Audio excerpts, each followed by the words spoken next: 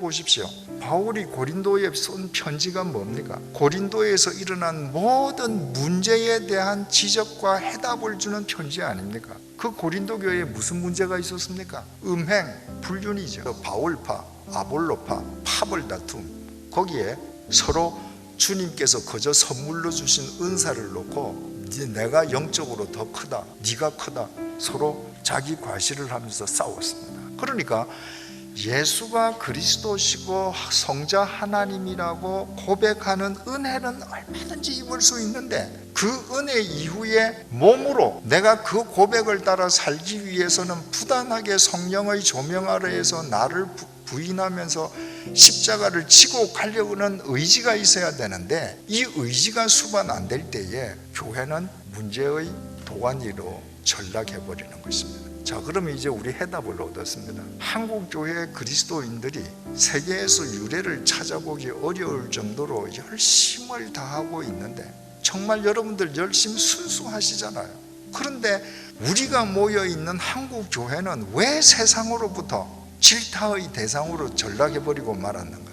우리가 머리로는, 입으로는 다 그리스도가 주가 우리의 그리스도시고 성자 하나님이시라고 고백하면서 우리의 삶은 여전히 황제의 논리를 쫓고 있기 때문에 우리가 사는 것은 180도 돌아서지 않은 거예요. 그러니까 우리가 생명의 통로가 아니라 음부의 권세에 짓눌려 살아가는 것입니다. 여러분, 우리 개개인의 교회 밖에서의 삶이 황제의 논리를 따르는 것은 두말할 것도 없고, 우리가 주는 그리스도시요 살아계신 하나님의 아들이라고 고백하면서 우리가 모여있는 우리 교회가 은연중에 예수의 길이 아니라 얼마나 오랫도록 황제의 길을 쫓아왔는지 몇 가지 한번 생각을 해보십시다.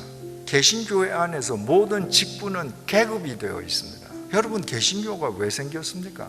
우리가 왜 프로테스탄트라고 합니까? 우리가 무엇에 프로테스트해야 합니까? 무엇에 저항해야 합니까? 교황을 필두로 해서 주교, 주임 신부로 이어지는 그 하이어라키, 그 계급 제도에 우리가 프로테스트 하지 않았습니까? 그래서 예수 안에서 모든 그리스도인은 다 만인 제사장이라고 우리 개신교회가 태동되지 않았습니까? 그런데 오늘날 개신교회에서 직분은 어떻습니까? 어느 교회 가든지 자기를 소개할 때 저는 안수 집사입니다 이럽니다. 그분에게는 서리 집사보다 자기가 더 높다는 의식이 있습니다. 여러분, 서리 집사보다 안수 집사가 더 높습니까? 전 세계에 없는 권사라는 계급이 한국 교회에 있습니다. 여자에게도 계급이 필요하니까 권사직이 생긴 겁니다. 만인 제사장이라고 하면서 여러분, 오늘날 한국 교회에 계급화되어 있는 직분이 계급이 아니라고 여러분들 자신 있게 얘기할 수 있습니까? 왜 권사, 안수 집사, 장로로 장립 취임할 때 왜 교회에 돈을 내야 합니까? 그야말로 섬김의 사람들을 교회가 세운다고 하면 교회가 그분들에게 기념품을 주면서 세워야죠. 왜 돈 내게 합니까? 다 계급으로 생각하지 않습니까? 어느 대형 교회에서 장로, 권사, 안수 집사를 그 안내문을, 그 피택된 분한테 간 안내문을 그분이 가져와서 봤습니다. 꽤 오래된 얘기입니다만은 장로는 5천만 원, 무슨 권사는 안수 집사는 1,500만 원이든가. 그런데 거기에 밑에 은행 대출 받는 방법이 나와 있어요. 집 문서 가져오면 은행 대출 다 대행까지 해준다고. 여러분, 그러고 왜 합니까? 계급이니까 하는 거예요. 여러분, 그런 교회가 대한민국에 10만 개 있으면 그런 교회가 이 세상을 새롭게 하는 생명의 통로가 됩니까? 한 가지만 더 이야기해 볼까요? 그리스도인의 봉사는 결코 자기 가치 구현이나 자아 실현이 아닙니다. 봉사라는 의미는 내 좋으라고 하는 거예요. 내가 하고 싶으면 하는 거예요. 하기 싫으면 안 해도 돼. 그래서 이제는 용어를 바꿔야 합니다. 그리스도인이 교회에서 하는 봉사는 봉사가 아니라 헌신이어야 합니다. 희생이어야 합니다. 헌신은 싫어도 하는 거예요. 희생, 울면서도 하는 거예요. 그런데 헌신과 희생 가운데에 가장 중요하고 가장 크고 가장 마지막 희생 헌신은 누군가 다른 사람을 위해서 내가 있던 자리를 비워주는 겁니다. 떠날 때 떠나지 못해서 일이 터지는 경우가 얼마나 많습니까? 교회뿐만이 아닙니다. 우리 사회가 전반적으로 다 그렇습니다. 제가 신대원을 다니면서 교육 전도사를 했던 교회는 당시 한국 교회를 이끌어가는 리딩 처치였습니다. 그 당시에 역사가 한 50년 된 교회였는데 각 부서마다 30년, 40년째 봉사하시는 분들이 수두룩했습니다. 한 봉사 부서에서 다 결정을 하고 그 봉사 부서에 있는 목사님들 이야 다른 임원들이 다 결정해도 30년 동안 그 봉사 부서를 자기 말로 지켰다고 하시는 권사님이 담임 목사님한테 가서 한 번만 이야기하면 뒤집어져요. 결정한 거 뒤집어져요. 그러니까 그분은 평생을 자기 돈 내고 자기 몸과 마음을 다 바쳐서 교회를 위해서 헌신하고도 마지막에 헌신을 자기 가치 구현으로 오해함으로 인해서 교회의 걸림돌이 되어버린 거예요. 그래서 제가 목회하던 100주년 기념교회에는 정관의 규칙을 다 정했습니다. 교인들의 봉사 종료는 70세, 한 봉사 부서에서 봉사 기한은 10년, 한 봉사 부서에서 10년 봉사하면 또 봉사하고 싶으면 다른 봉사 부서로 옮겨요. 70세가 되면 무조건 봉사 부서에서 떠납니다. 백의종군 하는 거예요. 단 토요일 날 예배당 와서 청소하는 봉사, 주중에 그 양화진 성지를 찾아오는 사람들이 많아서 주중에 한 500명이 봉사하는데 주중에는 젊은이들 나와서 차량 봉사 못 하잖아요. 그러니까 주중에 젊은이들이 봉사하지 못하는 시간대에 하는 봉사, 그건 정년을 없앤다. 남이 보지 않는 봉사, 빛 안 나는 봉사, 거기는 정년 없다. 그러나 남 앞에서 자기 가치 구현하기 쉬운 봉사, 그건 70세로 정년 정하자. 여러분, 제가 이상 몇 가지만 예를 들었습니다.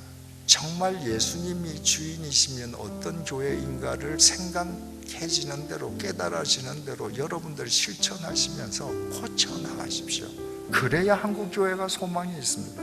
그러지 않고 100수십 동안 내려왔던 그 황제의 길 속에서 이루어졌던 그 과거의 관습을 그대로 황제의 길을 쫓는지도 모르고 쫓는다면 여러분의 열심과는 역비례해서 교회는 점점 세상으로부터 멀어지는 겁니다. 너희들 이 세대를 본받지 말라. 뭘 본받지 말라는 거예요? 황제의 길 쫓지 말라는 겁니다. 하나님의 선하시고 기뻐하시고 온전하신 뜻이 무엇인지 분별하도록 하라. 뭘 분별하라는 겁니까? 내가 입으로는 주님이 그리스도라고 고백하면서 몸과 마음으로는 황제의 길을 쫓는 것이 하나님 뜻인가? 아니면 자기 부인을 통해서 나를 헌신하면서 주님의 길을 쫓는 것이 하나님의 선하신 뜻인가? 한번 분별해봐라. 사랑하는 교우 여러분, 예수님이 주인 되시는 교회는 어떤 교회인지라는 주제를 놓고 고민하시는 여러분들, 주님께서 기뻐하실 줄로 믿습니다. 이제부터 한국 교회가 잘못 깨었던 첫 번째 단추, 주는 그리스도시요 살아계신 하나님의 아들이시라는 그 고백 속에 우리가 그동안 결여하고 있었던 그 고백의 핵, 그것을 우리가 우리의 삶으로 지켜내십시다. 그때 이 시대를 새롭게 하시는 주님의 역사는 반드시 일어날 것입니다. 기도하겠습니다. 주님, 우리는 모두 주는 그리스도시요 살아계신 하나님의 아들이십니다 라고 고백하는 사람들의 무리입니다. 주님, 이 시간 이후로 우리가 머리와 입으로만 고백하는 것이 아니라 성령님의 인도하심 속에서 우리의 삶으로 이 고백을 살아내게 해주시기를 간구합니다. 때로 황제의 길로 쫓아가려는 우리의 마음을 성령님의 조명 아래에서 단호하게 자기 부인하게 해주시고 성령님의 조명을 따라 십자가의 길을 과감하게 걸어 나아갈 수 있도록 역사해 주시기를 간구합니다. 그것이 비록 우리가 조금 덜 먹고 덜 잘 입는 길이라 할지라도 그 길을 통해서만 새로운 생명의 역사가 일어남을 우리의 삶을 통해 터득하고 확인하는 기쁨을 누리게 하여 주시옵소서. 그리하여 90년 역사를 지닌 안양제일교회가 100년을 내다보면서 앞으로 10년 동안 한국 교회를 새롭게 하는 생명의 원천이 되는 귀한 역사가 일어나게 하여 주옵소서. 예수님의 이름으로 기도드립니다. 아멘.